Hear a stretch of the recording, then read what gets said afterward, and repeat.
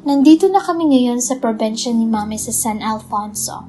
Nag-request daw kasi si Lola Carmena, Mami ni Mami, na dito na daw ako magsi-celebrate ng birthday ko sa Monday, February 29th, 2016. Saturday pa lang ngayon, so may 2 days pa na magtitiis ako dito. Okay na din yun, kaysa naman din ako mag-celebrate ng birthday ko sa school.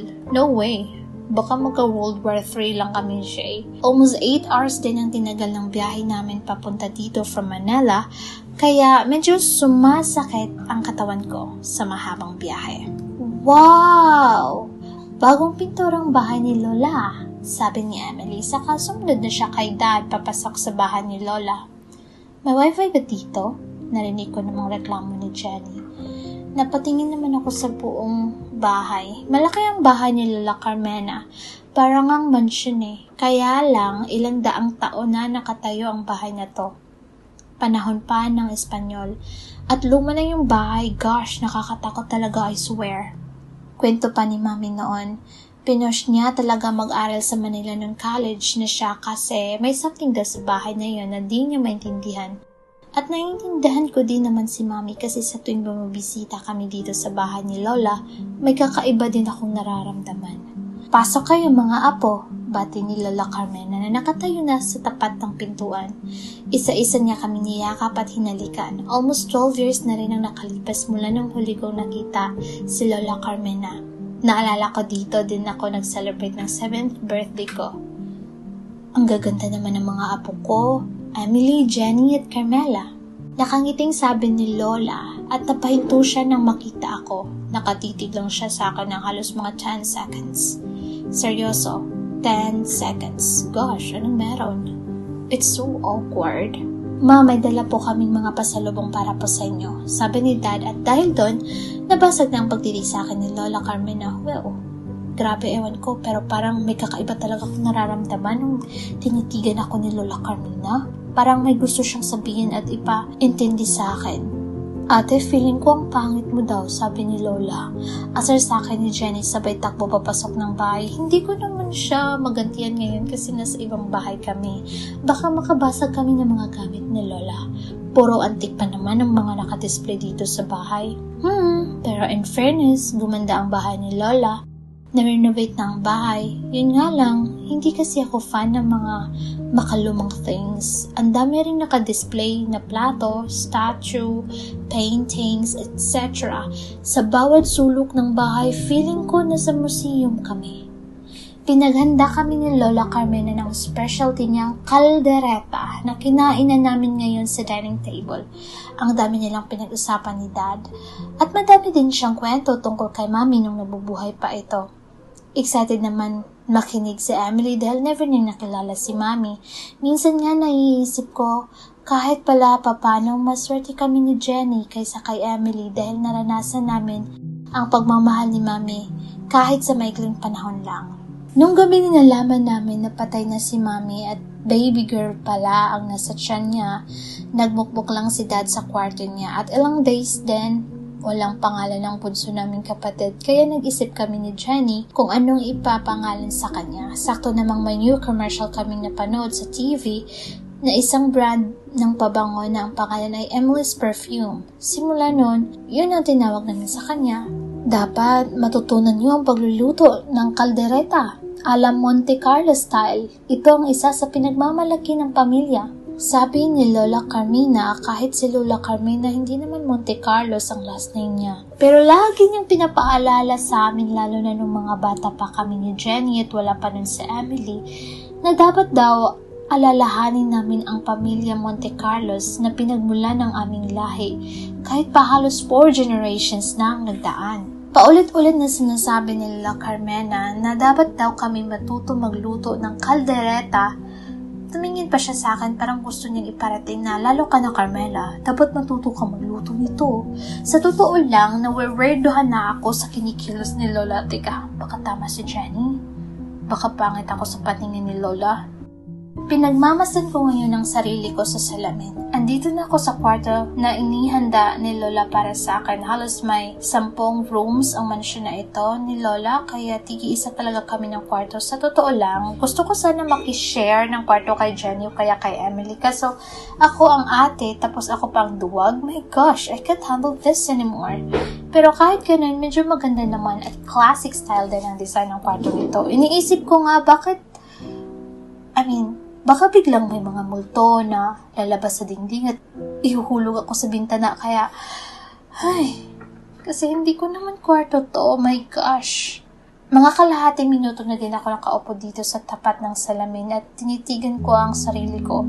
Paano ba naman kasi nai-insecure tuloy ako sa sinabi ni Jenny na baka pangit daw ako sa paningin ni Lola.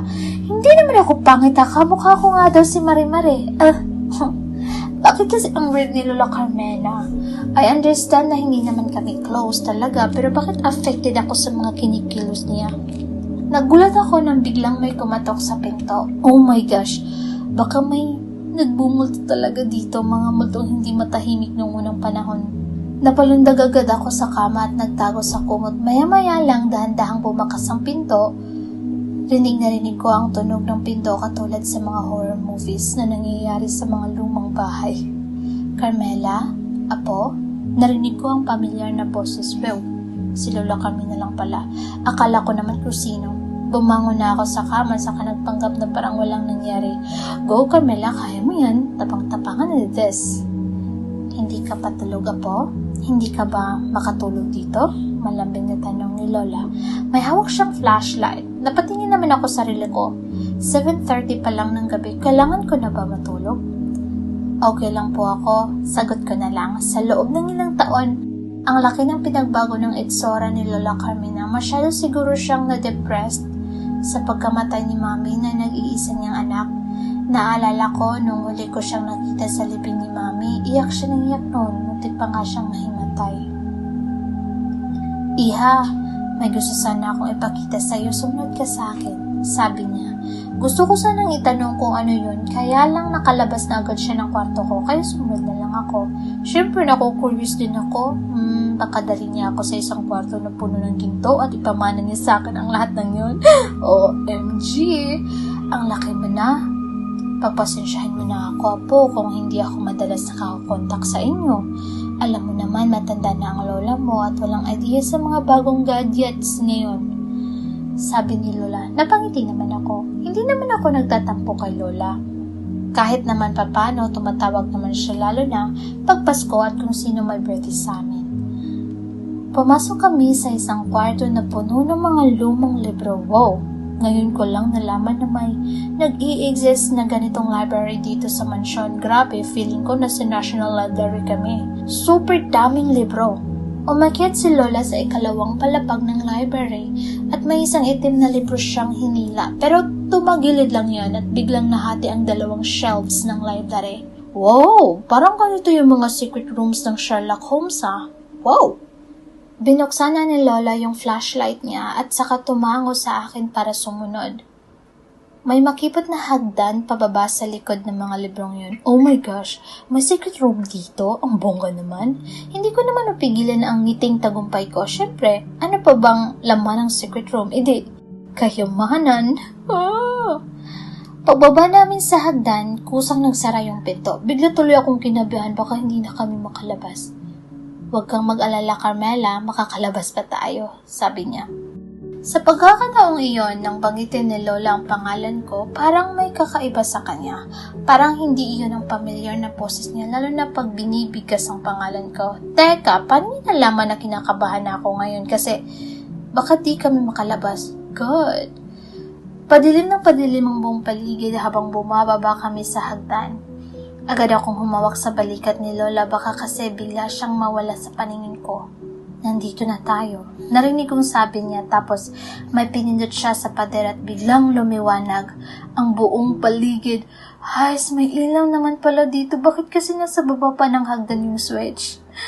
So, ibig sabihin, kailangan pa mahulog yung mga tao sa hagdan bago maabot yung switch ng ilaw? My goodness! Hindi pa ako makagit over sa switch ng ilaw nang bigla akong magulat kasi dahan-dahang lumingon sa akin si Lola Carmina. Tuloy ka, Carmela, huwag kang mahiya sa sarili mong pamamahay.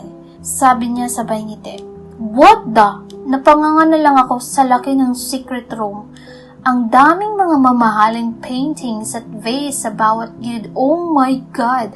Baka nga sa akin niya na talaga ipapamana to. Na-imagine ko tuloy na gagawin ko tong hotel tapos yayaman ako ng sobra-sobra. Hindi ko mapigilan ang ngiti ko dahil sa nangangamoy swerte na paparating na sa buhay ko. Napatingin naman ako kay Lola na ngayon ay sobra na akong makangiti. Aaminin ko medyo creepy yung ngiti ni Lola pero wapakils kasi ang daming mga mamahaling bagay dito. Magkano ko kaya mabibenta lahat ng to? Lola, bakit niyo po ako dinala dito? Tanong ko, bakit ako lang yung dinala niya dito? Mas matutuwa si Emily at Dad pag nakita nila yung mga gamit dito. Mas magaganda at mukhang mamahalin kasi talaga. Kaya siguro tinatago dito para iwas sa mga mata ng mga magnanakaw. Nakatingin ako ngayon kay Lola Carmena at mukha akong nagpapakyut na unggoy habang hinihintay ko na marinig mula sa kanya yung magic word na Carmela, sa'yo ko ipamamana ang lahat ng ito. My gosh! May gusto sana akong ipakilala sa iyo, sabi ni Lola Carmena. At dahil doon, biglang napawi yung ngiti ko. What? #nga. Tumalikod si Lola at naglakad papunta sa isang dingding na may malaking pulang kortina. Hindi ko alam pero parang biglang bumilis ang tibok ng puso ko. Kinakabahan ako na nararamdaman ko rin biglang nagsintindigan ng mga balahibo ko. Oh my God. Baka may tinatagong matandang ermitanyo na matagal lang nakakulong sa lugar na to at gusto ni Lola na kaibiganan ko yon. Hinila na niya yung kortina at bigla itong nalaglag. Kumalat yung makapal na alikabok at sa buong paligid. Dahilan para ubuhin ako at mapuwing ako. Grabe, hindi ko akalaing ipapasinghot sa akin ni Lola lahat ng alikabok dito. Gosh! Pasensya na, Apo. Ilang taon na din ang lumipas bago ko huling nilinis ang lugar na to, sabi ni Lola. Ibig sabihin, it took years bago huling nakatikim ng linis ang lugar na to. Siguro siya talaga mismo naglinis dito kasi wala siyang ibang pinagkakatiwalaang tao na pwede niyang utusan maglinis dito. Nang mawala na yung makapal na alikabok sa ere, kinusot ko na ang mga mata ko. Grabe, buti na lang wala akong asthma. Kundi kanina pa ako dead balls dito, my gosh.